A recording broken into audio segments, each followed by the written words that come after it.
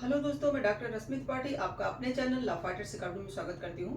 दोस्तों, आज के सेशन में मैं कोई केस तो लेके नहीं आई हूँ, लेकिन एक बहुत ही इम्पोर्टेंट इंफॉर्मेशन के साथ आपके सामने उपस्थित हुई हूँ।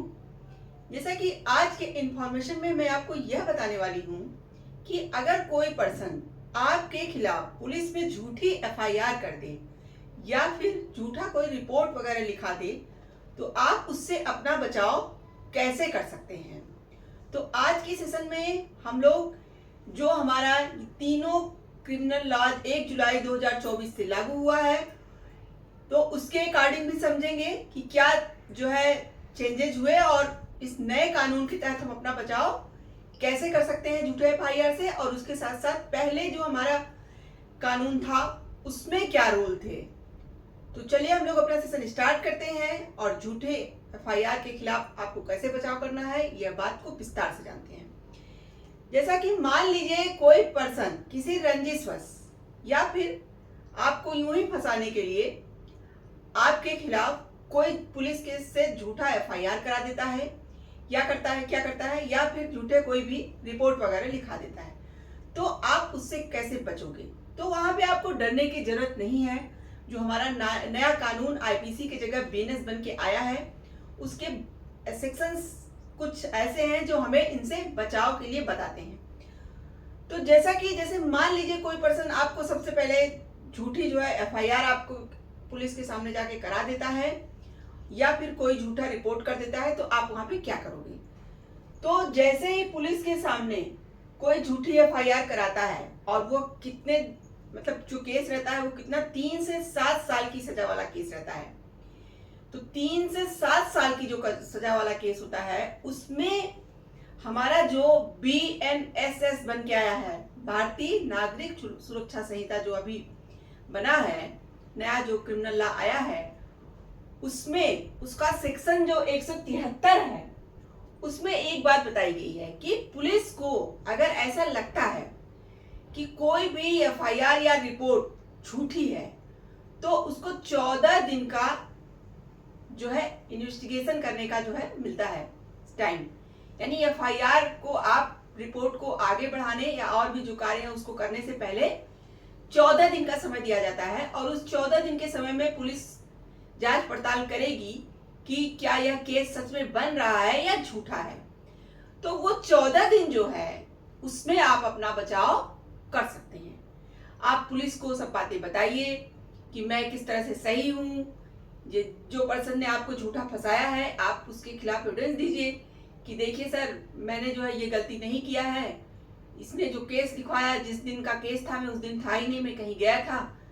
तो उसके जो है आप दिखाइए आप कहाँ गए थे, वो सब प्रूफ वगैरह दीजिए, तो आप वहां पे बच सकते हो। देखिए, ये तो रही सिर्फ बचने की बात, लेकिन अगर पुलिस को ये लगे कि हाँ अगले पर्सन ने झूठा फंसाया इस पर्सन को, तो वो केस आपका वहीं खत्म ही कर सकती है, और उसके साथ ही साथ पुलिस कार्रवाई भी कर सकती है। क्या कार्रवाई करेगी, तब वहां पे पुलिस यदि झूठी एफआईआर कोई पर्सन आप पे लिखाता है, तो आईपीसी का सेक्शन 182 था, जो पहले आईपीसी हमारा चलता था, तो सेक्शन 182 था, वहां पे था कि कोई पर्सन अगर झूठा एफआईआर कराता है तो उसको 6 महीने का कारावास दिया जाता था या 1000 जुर्माना लगता था।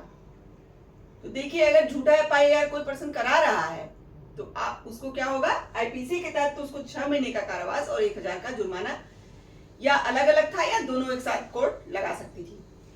अब देखिए, अब जो हमारा बीएनएस बन के आया है उसमें क्या प्रावधान किया गया है, यानी भारतीय न्याय संहिता, उसका जो सेक्शन 217 है, सेक्शन 217 वो 1 साल की सजा, देखिए 6 महीने था आईपीसी में, यहां सजा बढ़ा दी गई। अब अगर आप झूठा जो है किसी को रिपोर्ट करते हो या केस करते हो, एफआईआर करते हो, तो 1 साल का सजा और 10,000 का जुर्माना। जो 1,000 का जुर्माना था उसकी जगह 10,000 का जुर्माना लग सकता है। ये दोनों लग सकता है, या सिर्फ जुर्माना लग सकता है, या सिर्फ आपको 1 साल की सजा हो सकती है उस पर्सन को जिसने जो है आपके खिलाफ झूठा एफआईआर कराया है। अब तो ये था सिर्फ एफआईआर करा दिया और या रिपोर्ट ऐसे ही कर दिया और कोई केस वगैरह नहीं हुआ। अब चलिए हम लोग जानते हैं कि उस पर्सन ने एफआईआर करा दिया और केस भी शुरू हो गया। तब अगर पता चलता है कि झूठा केस था तब क्या होगा? देखिए, यदि झूठा एफआईआर दर्ज हो गया और अपराध क्या है? झूठा है, तो वहां पे आईपीसी का सेक्शन जो था 211 वो कहता था कि अगर कोई पर्सन अब किसी व्यक्ति को झूठे अपराध में फंसाता है, तो झूठे अपराध में फंसाता है और उस पे कार्रवाइयां शुरू भी हो जाती हैं और बाद में पता चलता है कि अपराध झूठा था, तो वहां पे आईपीसी का सेक्शन 211 कहता था कि 2 साल की सजा आपको हो सकती है या जुर्माना लग सकता है। जुर्माना कितना लगेगा ये नहीं बताया गया था, लेकिन जुर्माना लग सकता है इतना बताया गया था, और 2 साल की सजा भी हो सकती थी। दोनों हो सकता था या फिर अलग अलग हो सकते थे। लेकिन जो हमारा बीएनएस बना यानी भारतीय न्याय संहिता, उसमें क्या हुआ? उसका सेक्शन 248 सेक्शन 248 ए जो था वो ये कहता है कि अब जो 2 साल का वो सजा देते थे आईपीसी में, यहां 5 साल की सजा हो गई। देखिए, बीएनएस में सजा बढ़ गई है, यानी 5 साल की आपको सजा मिल सकती है अगर आप किसी को झूठे केस में फंसाते हो। उसके साथ ही साथ वहां पे जुर्माना की राशि निश्चित नहीं की गई थी। यहाँ पे 2 लाख का आपको जुर्माना देना पड़ सकता है, या 5 साल की सजा, या 2 लाख का जुर्माना, या फिर दोनों, जैसा कोर्ट समझेगी आपके केस को देख करके। तो देखिए, अभी तक जो हमने शुरू में पढ़ा वो मामला क्या था कि सिर्फ एफआईआर करा दिया गया, और दूसरे वाले मामला क्या आया कि एफआईआर करा दिया गया और आप पे केस भी चलने लगा, तब जो है मामला झूठा पाया जाता है। तब वहां पे तो 5 साल की सजा और 2 लाख का फाइन, ये अब का बीएनएस का रूल है।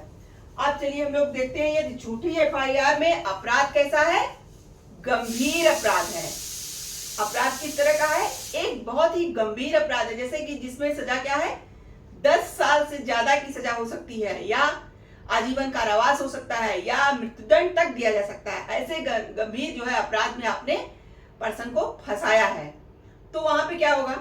तो वहां पे जो है सजा मिलेगी, जो पर्सन झूठा एफआईआर करा रहा है उसको बीएनएस के सेक्शन जो हम लोगों ने पहले पढ़ा था 248 ए, तो यहाँ पे 248 बी हो जाएगा, और क्या होगा? 10 साल की सजा आपको मिलेगी, और 10 साल का आपको सजा मिल सकता है, उसके साथ ही साथ फाइन लगेगा, जुर्माना।